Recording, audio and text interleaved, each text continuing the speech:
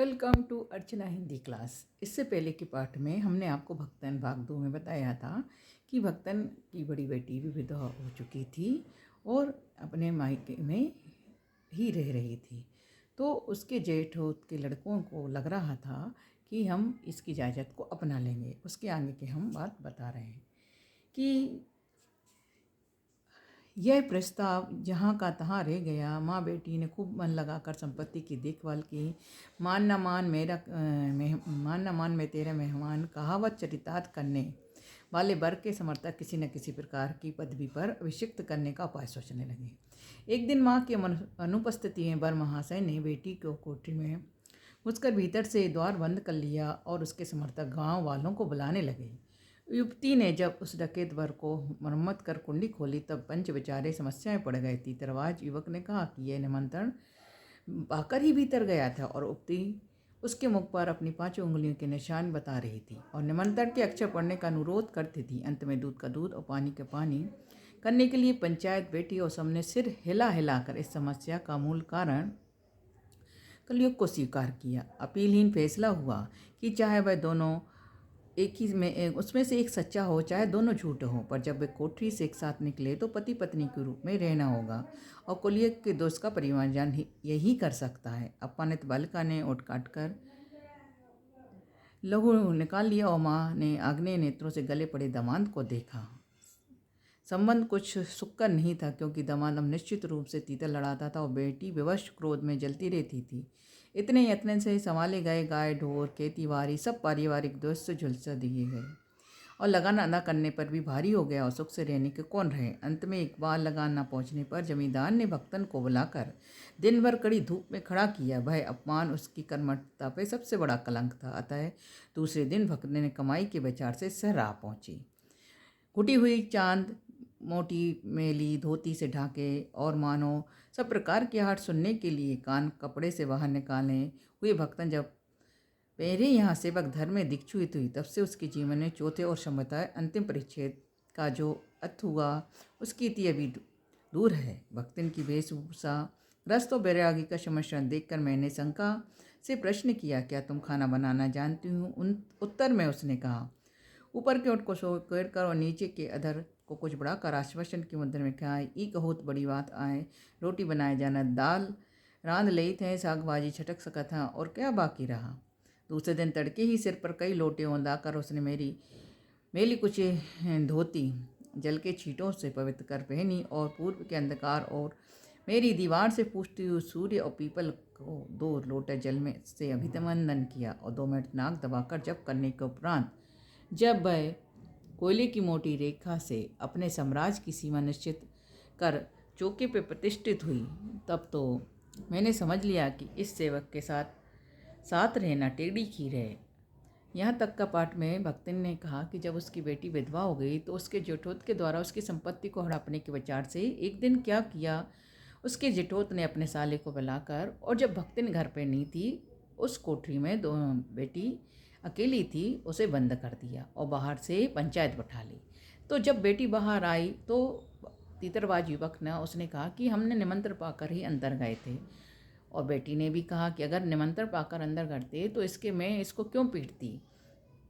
फिर भी पंचायत द्वारा यह निर्णय लिख गया कि चाहे कोई सच्चा हो या झूठा हो लेकिन कलयुग का परिमार्जन करने के लिए इन दोनों का व्यवहार करना उचित रहेगा।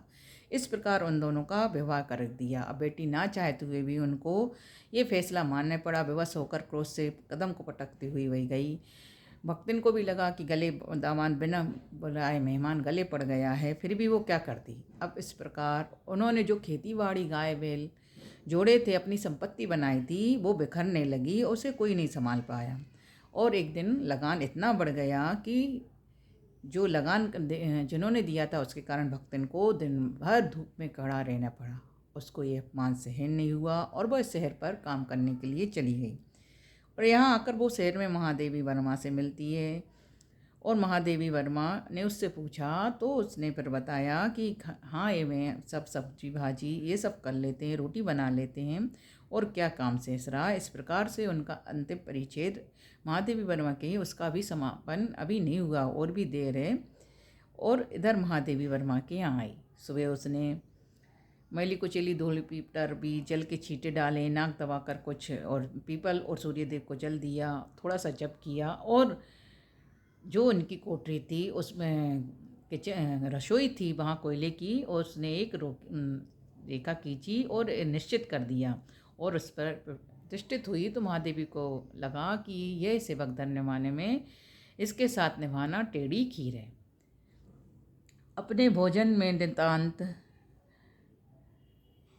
बीतराग होने पर भी मैं पाक विद्या के लिए परिवार में प्रख्यात हूँ। कोई भी पाक कौशल दूसरे के काम में नुक्ता चीनी विनय किया नहीं रह सकता, पर जब छूत पाक पर प्राण लेने वाले व्यक्तियों पर बात बात पर भूखा मरना स्मरण हो जाता है तो भक्तिन की शंका कुल दृष्टि में छिपे हुए निषेध का अनुभव हुआ। तब कोयले की रेखा मेरे लिए लक्ष्मण के धनुष की रेखा बन गई और उसके जैसे ही दुर्लभ हो उठी। निरुपाय अपने कमरे में बिछौने पर पड़कर नाक के ऊपर खुली हुई पुस्तक स्थापित कर मैं चौके के पीढ़े पर आसीन अधिकारी को भूलने का प्रयास करने लगी।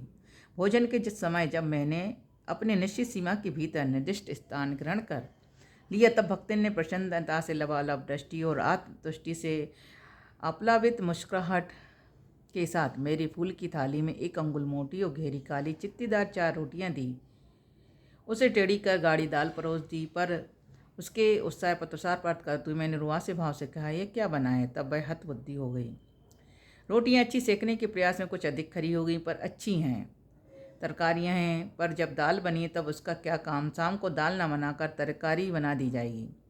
दूध घी मुझे अच्छा नहीं लगता था, नहीं तो सब ठीक हो जाता। अब ना हो तो अमचूर और लाल मिर्च की चटनी पीस ली जावे, उससे भी काम ना चले तो वह गांव से लाई हुई गठरी में से थोड़ा सा गुड़ दे देगी। और शहर के लोग क्या कलावत्तू खाते हैं, फिर वह कुछ नारिन या फोड़ नहीं। उसके ससुर, पित्या ससुर, अजिया ससुर आदि ने उसकी पाक कुशलता के लिए ना जाने कितने मौखिक प्रमाण दे डाले। भक्तिन के इस सार गर्भित लेक्चर का प्रभाव यह हुआ कि मैं मीठे से विरक्ति के कारण, बिना गुड़ और घी से अरुचि के कारण रूखी दाल से 1 मोटी रोटी खाकर बहुत ठाठ से यूनिवर्सिटी पहुंची और न्याय सूत्र पढ़ते पढ़ते शहर और देहात के जीवन के अंतर में विचार करती रही। अलग भोजन की व्यवस्था करनी पड़ती अपने गिरते हुए स्वास्थ्य और परिवार वालों की चिंता निवारण के लिए, पर प्रबंध ऐसा हो जाए उपचार का प्रश्न ही खो गया। इस देहाती वृद्धा ने जीवन की सरलता के प्रति मुझे इतना जागृत कर दिया कि मैं अपनी असुविधाएं छुपाने लगी और सुविधाओं की चिंता करना तो दूर की बात है। इसके अतिरिक्त भक्तिन का स्वभाव ऐसा बन चुका है कि वह दूसरों को अपने मन के अनुसार बना लेती है, पर अपने संबंध में किसी भी प्रकार का परिवर्तन नहीं चाहती। इसमें लेखिका कह रही हैं कि जब उसने अपने रसोई पर 1 काली मोटी रेखा खींच दी तो वो कह रहे हैं लक्ष्मण रेखा के समान है। उसको पार करना भक्ति मन को महादेवी वर्मा को दुर्लभ हो गया, कठिन हो गया और साम्राज्य स्थापन करके चौकी पर प्रतिष्ठित हो गई। महादेवी वर्मा जब उधर ना जा पाई तो वापस आके अपने बिछौने पर पड़ गईं और उन्हें लगा कि उनका रसोई उनसे ही छिन रही है।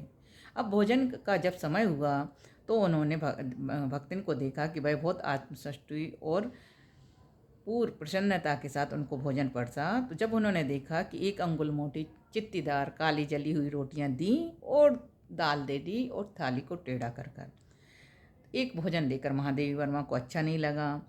तो जब उनने जली हुई रोटियां देखी तो उसने कहा कि खरी हो गई, ज़्यादा सेकने के चक्कर में खरी हो गई।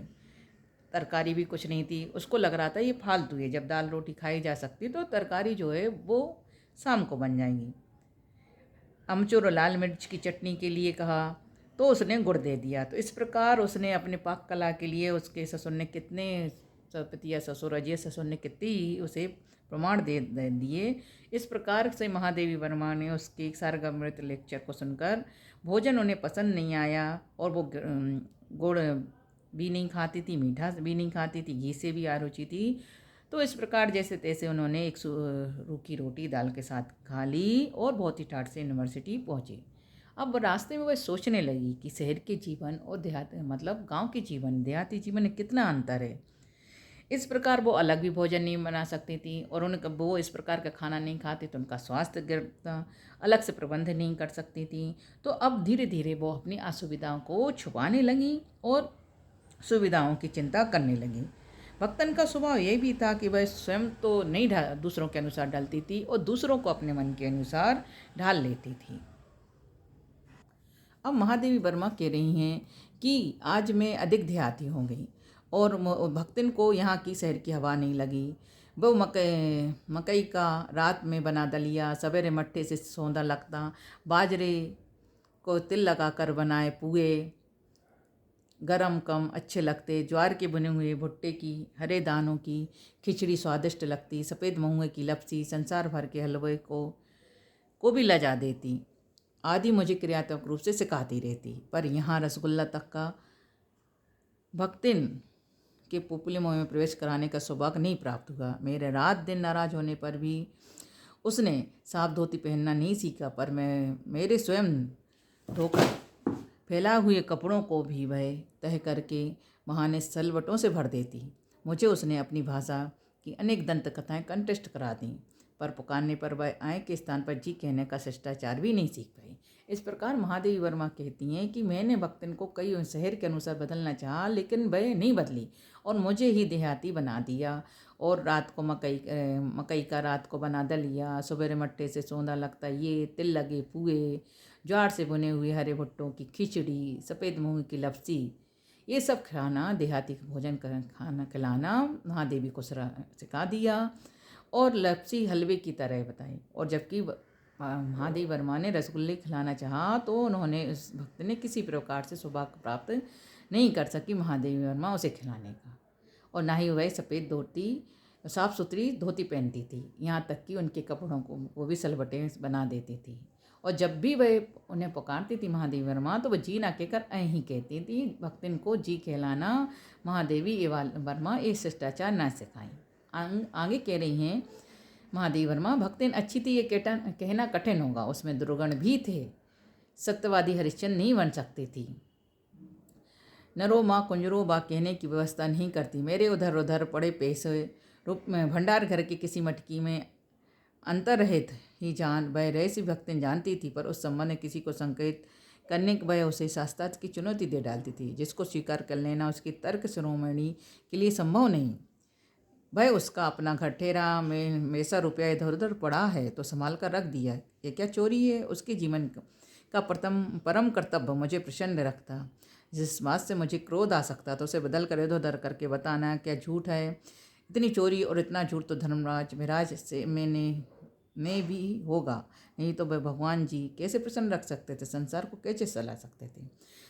महादेवी वर्मा कह रही हैं कि भक्तन में सारे मतलब अच्छे गुण हों ये कहना कठिन है, उसमें दुर्गुण भी थे।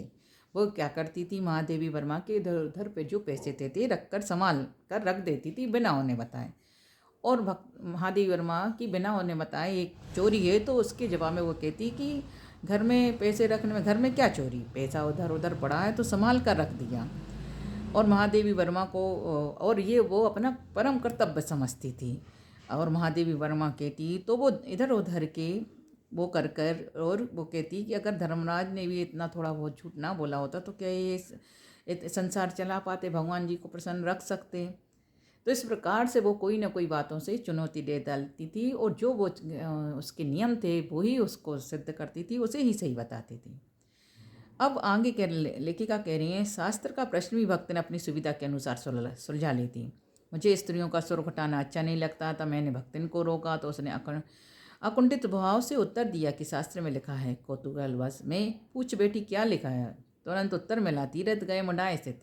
कौन से शास्त्र का यह रहस्यमय सूत्र है, यह जान लेना भी मेरे लिए संभव नहीं था। अंत में मैं हार कर मौन हो गई और भक्तन का चूना काम हर बृहस्पतिवार को एक दरिद्र नापित के गंगा जल में धुले उस्तिर द्वारा यथाविधि निष्पन्न होता। पर वह मूर्ख नहीं या विद्या बुद्धि का महत्व नहीं जानती, यह कहना असत्य कहना है। अपने विद्या के अभाव को वह मेरी पढ़ाई लिखाई का अभिमान करके भर लेती। एक बार जब मैंने वह सब काम करने वालों से अंगूठे के निशान के स्थान पर हस्ताक्षर लेने का नियम बनाया तब भक्तन ने बड़े कष्ट में पड़ गई, क्योंकि एक तो उसने पढ़ने की मुसीबत नहीं उठाई जाती थी, दूसरे सब गाड़ीवान दाइयों के साथ बैठकर पढ़ना उसकी वयोवृद्धता का अपमान था। अब लेखिका को ये पसंद नहीं था कि वह भक्तिन सिर मुंडाए और भक्तिन और लेखिका कहती थी स्त्रियों का सिर मुंडाना अच्छा नहीं है। तो वह लेखिका कह रही हैं कि भक्तिन शास्त्र के प्रश्नों को भी सुविधा के अनुसार सुलझा लेती थी, तुरंत जवाब देती थी कि शास्त्र में लिखा है। एक बार महादेवी वर्मा ने लेखिका ने पूछ ही लिया क्या लिखा है, तो उसने कहा कि तीर्थ मुंडाए, तीर्थ गए मुंडाए सिद्ध, मतलब तीर्थों के समान है सिर मुंडाना। अब ये महादेवी वर्मा कह रही कि ना कहने पर भी ये कौन से शास्त्र में लिखा है, ये उनके रहस्य का विषय था, वो नहीं जानती थी, ना इतना उन्होंने शास्त्र पढ़ा था, और वह हार मानकर मौन हो जाती थी, चुप हो जाती थी। और भक्तिन नित्यव्रती हर बृहस्पतिवार को ये सिर मुंडाती थी। आगे महादेवी वर्मा लेखिका लिख लें, वह मूर्ख नहीं थी, विद्या बुद्धि का भले ही अभाव नहीं था, लेकिन उसके महत्व को कि हाँ हमारी मालकिन पढ़ी लिखी हैं, और वो अभिमान करके उस विद्या का और बुद्धि का, पढ़ाई लिखाई का अभिमान महादेवी वर्मा के द्वारा कर लेती थी। अब एक बार महादेवी वर्मा ने सोचा कि हमारे इधर जितनी भी नौकर चाकर हैं उनको पढ़ा लिखा कर हस्ताक्षर करना सिखा देंगे। भक्तिन को ही बोला तो, लेकिन भक्तिन पढ़ना नहीं चाहती थी, और वो उसे लगता था कि ये छोटे एज के साथ, अब वो इतनी बूढ़ी हो चुकी है और उनके साथ अगर बैठकर पढ़ेगी तो यह उसका अपमान होगा। अतः उसने कहना आरंभ कर दिया, हमारे मालकिन तो रात दिन किताबें में गड़ी रहते हैं, अब हम हूँ पढ़े लगाओ तो घर गृहस्थी कहूँ देखी सुनी। जब उन्होंने कहा पढ़ो तो वो ये कहती थी कि हमारी मालकिन तो दिन रात किताबों में गड़े रहती, दिन रात पढ़ती लिखती हैं, इतनी पढ़ी लिखी हैं, अगर हम भी पढ़ने लिखने लगे तो घर गृहस्थी कौन संभाल लेंगे। इस प्रकार उसने पढ़ना लिखना नहीं चाहा, अपना अपमान समझा और इस प्रकार के तर्कों को देना शुरू किया। पढ़ाने वाले पढ़ने वाले दोनों इस तर्क का ऐसा प्रभाव पड़ा कि भक्तिन इंस्पेक्टर के समान क्लास में घूम घूम कर किसी से आ ई की बनावट, किसी के हाथ की मंथरता, किसी की बुद्धि की मंदता, टीका टिप्पणी करने का अधिकार पा गई। उसने तो अंगूठा निशानी देकर वेतन लेना नहीं होता, इसी से बिना पढ़ी वह पढ़ने वालों को गुरु बन बैठी। वह अपने तर्क ही नहीं, तर्कहीनता के लिए भी प्रमाण खोज लेने में पटु थी, अपने आप को महत्व देने के लिए कि वह अपनी मालकिन को असाधारणता देना चाहती थी, पर हाँ इसके लिए भी प्रमाण की खोज ढूंढ आवश्यक होती। इस प्रकार भक्तिन घूम घूम कर जो उनके यहाँ वो पढ़ाती लिखाती, उन्हें देखती कि आई कैसे बना रहे हैं और उन पर टीका टिप्पणी करती, और इस प्रकार वो बिना पढ़ी होकर भी पढ़े लिखों की गुरु बन गई। और वह तर्क भी देती, और तर्कहीनता इन सब में तर्क देने में वाक्पटु थी, और अपने मालकिन को महत्व देकर असाधारण करना चाहती थी। इस प्रकार वह महादेवी वर्मा ने उसे इतना ही पढ़ाना लिखाना चाहा, हस्ताक्षर करना सिखाना चाहा, लेकिन वह नहीं सीखी, और उसने कहा कि पढ़े लिखे इतने होकर घर गृहस्थी को कौन संभालेगा। जब एक बार उत्तर पुस्तिकाओं को लेखिका चित्रों को लेकर बसती, तब भक्तन कहती, घूमती वो बेचारियों की तो रात दिन काम में माँ झुकी रहती, और तुम पचे घूमती फिरती हो, चलो तनिक हाथ बटाए लें। सब जानते थे ऐसे कामों में हाथ नहीं बटाया जा सकता, अतः उन्होंने अपनी असमर्थता प्रकट कर भक्तन से पिंड छुपाया।